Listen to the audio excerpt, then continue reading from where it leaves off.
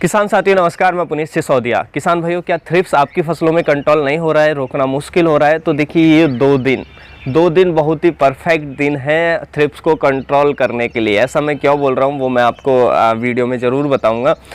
ये बहुत ही important days है। अगर ये 2 दिन, आने वाले 2 और 3 दिन, यदि इनमें आपने थ्रिप्स को कंट्रोल कर लिया तो थ्रिप्स कंट्रोल हो जाएगा, वरना बाद में बहुत डिफ़िकल्ट होता है थ्रिप्स को कंट्रोल करना। तो ऐसा क्या है इन 2-3 दिनों में, वो हम इस वीडियो में समझेंगे। उसके साथ साथ थ्रिप्स को कैसे कंट्रोल करना है, कौन से बेस्ट इंसेक्टिसाइड है वो भी हम जानेंगे। देखिए, जो भी मैं बात बता रहा हूँ वो बहुत अनुभव के साथ बता रहा हूँ, एक एक्सपीरियंस के साथ मैं आपको बोल रहा हूँ। कोई ऐसी कोई बात नहीं बोल रहा हूँ कि ऐसे ही निराधार बिना किसी अनुभव के बोल रहा हूँ। हमने देखा है, एक्सपेरिमेंट किया है, उसके आधार पे बोल रहा हूँ, और ये साइंटिफिकल बात भी है। तो हम थ्रिप्स को कैसे कंट्रोल कर सकते हैं इन 2 दिनों में, कौन से बेस्ट इंसेक्टिसाइड है, थ्रिप्स कैसे नुकसान पहुंचाता है, वो सब इस वीडियो में समझने वाले हैं। वीडियो काफ़ी इन्फॉर्मेटिव होगा। वीडियो अच्छा लगे लाइक कीजिएगा, ज़्यादा से ज़्यादा फार्मर के साथ इसे शेयर भी ज़रूर कीजिएगा। तो चलिए जानते हैं। देखिए, थ्रिप्स ज़्यादातर 2 तरीके के देखने को मिलते हैं जो नुकसान पहुंचाते हैं। एक तो येलो थ्रिप्स होता है, एक ब्लैक थ्रिप्स होता है, दोनों नुकसान पहुंचाते हैं। और देखिए, थ्रिप्स जो है वो हमारी फसलों का केवल जड़ों को छोड़कर ऐसा कोई पार्ट नहीं है जिसको नुकसान नहीं पहुंचाते हैं। चाहे उनका तना हो, चाहे हमारी पत्ती हो, चाहे फूल हो, चाहे फल हो, सभी को नुकसान पहुँचाने का काम जो है थ्रिप्स करता है।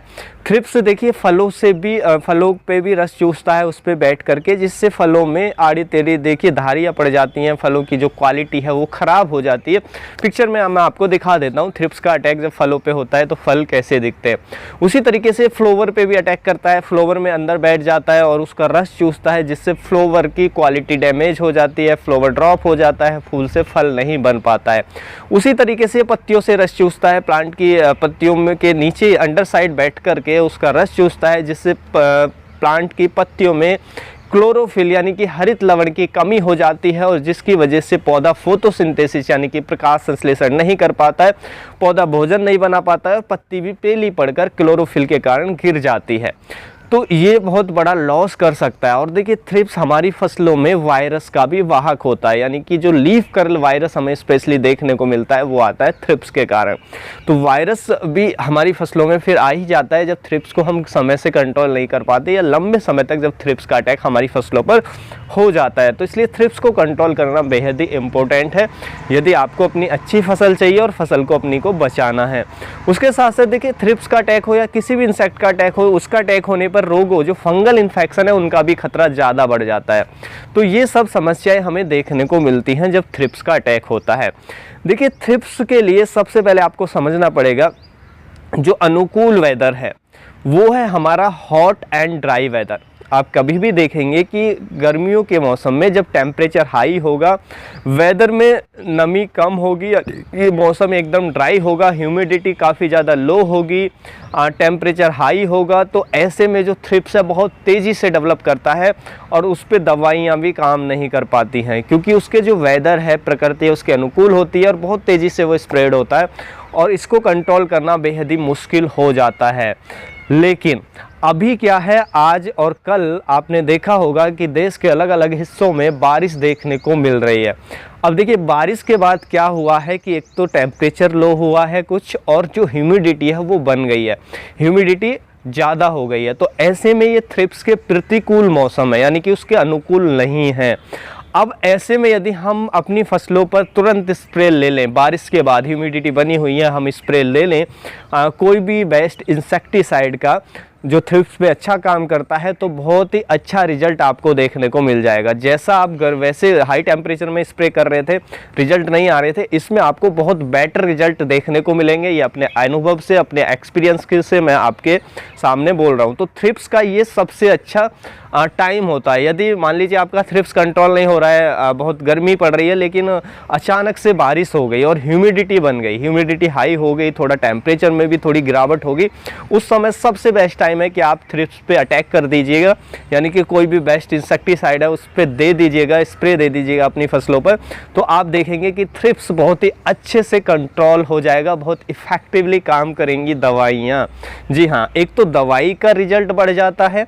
देखिए, होता क्या है, जब ह्यूमिडिटी बन जाती है, हल्की बारिश हो जाती है हाई टेम्परेचर के बाद, एक तो हमारा पौधा थोड़ा स्ट्रांग हो जाता है, क्योंकि देखिए पौधा क्या है, स्ट्रेस में होता है हाई टेम्परेचर के कारण, उससे प्रॉपर न्यूट्रिशन भी नहीं मिल पाते हैं, प्रॉपर पानी की पूर्ति नहीं हो पाती है, तो इससे पौधा भी स्ट्रेस में होता है। तो एक तो पौधे को हमारा थोड़ा स्ट्रांगनेस मिल जाता है, पौधा एकदम थोड़ा सा मजबूत हो जाता है।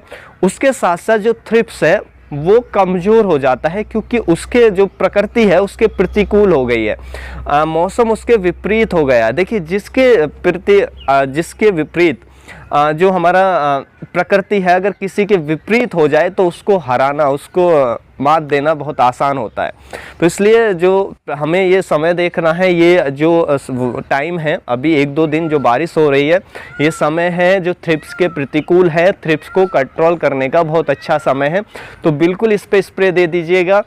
हम एक साल नहीं, हमने 2-3 साल ये एक्सपेरिमेंट किया है, और उसके बाद मैं आपको ये बात बोल रहा हूँ। हमने जो एक्सपेरिमेंट किया है तरबूज की फसल, वाटरमेलन के अंदर, मस्क मेलन, खरबूज के अंदर, टमाटो के अंदर, ये हमने एक्सपेरिमेंट किया है और बहुत अच्छे रिजल्ट देखने को मिले हैं। उसके साथ साथ कुकुम्बर, खीरे के अंदर, तो ये हमने एक्सपेरिमेंट करके देखे हैं कि हम गर्मियों में स्प्रे दे रहे थे, नहीं कंट्रोल हो रहा था, हाई टेम्परेचर था, नहीं उस पर उतना रिजल्ट मिल रहा था। लेकिन जैसे ही थोड़ी बारिश हो गई अचानक से, और हमने एकदम स्प्रे दिया बारिश के तुरंत बाद नेक्स्ट डे, तो देखा कि थ्रिप्स पे बहुत अच्छा कंट्रोल हमें देखने को मिला। तो आप बिल्कुल यदि ऐसा है कि आपके एरिया में बारिश हो चुकी है, ह्यूमिडिटी बनी हुई है, टेम्परेचर लो है, हुआ है कुछ, तो तुरंत स्प्रे दे दें। थ्रिप्स बहुत अच्छा कंट्रोल आपको देखने को मिल जाएगा। देखिए थ्रिप्स पे कौन कौन से कीटनाशक काम करते हैं। एक तो हमारा इमिडाक्लोपिड आता है 17.8%, जो किसान भाई यूज नहीं कर रहे हैं इसको लंबे समय से, वो इसका यूज कर सकते हैं, अभी अच्छा रिजल्ट देगा। यह हमारा थायोमेथोक्साम आता है 25% में, वो एक्टारा ब्रांड नेम से आपको मिल जाएगा, सिंजेंटा का या किसी भी ब्रांड का आप ले सकते हैं, उसका भी आप स्प्रे ले सकते हैं। उसकी भी डोज हमें रखनी होती है 0.5 ग्राम पर लीटर। कॉन्फिडोर इमिडाक्लोपिड की भी हमें 0.5 ग्राम पर लीटर ही डोज रखनी होती है, लेकिन बहुत सारे किसान भाई तो बहुत ज़्यादा डोज से पहले से यूज कर रहे हैं, तो वो यूज ना करें। जिनका अब फसलों में काम नहीं कर रहा है वो यूज यानी कि उसके प्रति कीट की रेजिस्टेंस हो गई है, जो किसान भाइयों ने यूज नहीं किया है लंबे समय से, वो यूज कर सकते हैं, अच्छे रिजल्ट देखने को मिलेंगे। तो ये भी देखना पड़ेगा कि आपने ये यूज किया है, लंबे समय से नहीं किया है, या आप यूज कर रहे हैं, ज़्यादा डोज दे रहे हैं, उसके बाद काम नहीं कर रहा है, तो आप इसको तुरंत रिप्लेस कर दें, ये यूज ना करें। उसके पास साथ साथ हमारा एक डेलीगेट आता है, बहुत अच्छा काम करता है, हमने देखा है टमाटर में, खरबूज में, तरबूज में। बहुत सारे किसान भाई ये भी कमेंट करते हैं हमारी फसलों में डेलीगेट ने काम नहीं किया है, हमने डेलीगेट दिया है, कोई रिजल्ट नहीं मिला। लेकिन बहुत सारे किसान भाई ये भी कहते हैं कि हमने उपयोग किया है, बहुत अच्छा रिजल्ट है डेलीगेट का। तो देखिए किसान के अकॉर्डिंग भी, यानी कि हर किसान के फील्ड एनवायरनमेंट के अकॉर्डिंग, क्योंकि हर अलग अलग स्टेट में जो फार्मर हैं वो रहते हैं, अलग अलग स्टेट में अलग अलग टेम्परेचर, अलग अलग एनवायरनमेंट रहता है, तो उसके हिसाब से भी जो रिजल्ट हैं किसी भी इंसेक्टिसाइड के वो वेरी करते हैं। ऐसा नहीं है कि एक कीटनाशक एक किसान के यहाँ काम नहीं किया तो दूसरे के यहाँ नहीं करेगा, दूसरे के यहाँ काम किया तो उसके दूसरे के यहाँ काम नहीं करेगा, यानी कि एक के किया तो दूसरे के भी करेगा, ये भी कोई निश्चित बात नहीं है।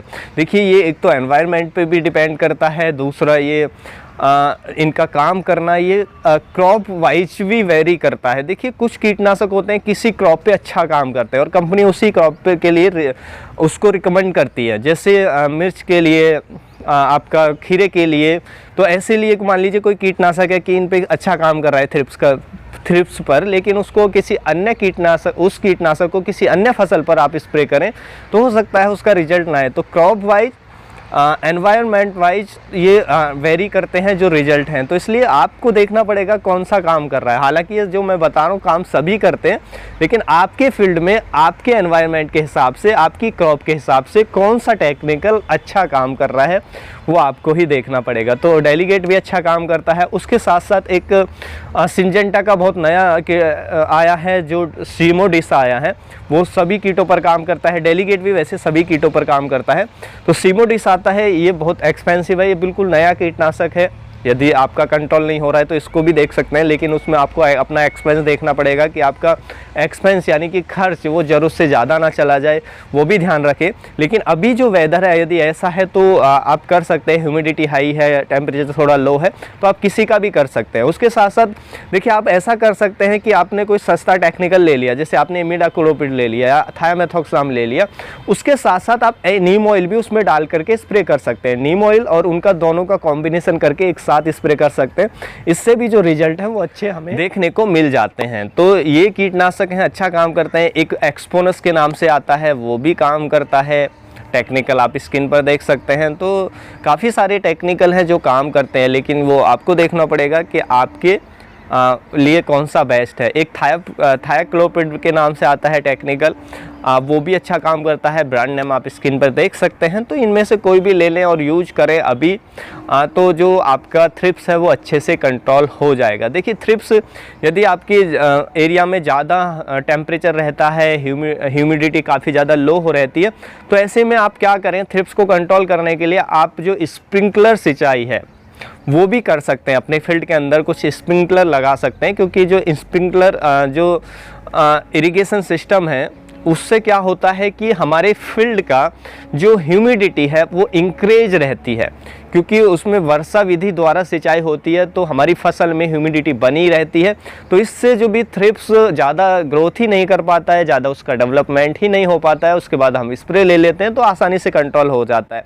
तो यदि ऐसे एरिया में आप रहते हैं जहाँ बहुत ज़्यादा टेम्परेचर रहता है, ह्यूमिडिटी बहुत कम रहती है, तो फिर वहाँ पर आप स्प्रिंकलर जो इरीगेशन मेथड है सिस्टम, उसका आप यूज करें, तो फिर आपको थ्रिप्स में आसानी होगी। यदि आप पॉसिबल है कर सकते हैं। तो उम्मीद है किसान भाइयों जो आज की जानकारी है आपको अच्छी लगी होगी। जानकारी अच्छी लगी वीडियो को लाइक करें, ज़्यादा से ज़्यादा फार्मर के साथ इसे शेयर करें ताकि उन तक भी ये जानकारी पहुंच सके। मिलूंगा मैं आपको एक और नई वीडियो में नई जानकारी के साथ, तब तक के लिए आप अपना ख्याल रखें। धन्यवाद।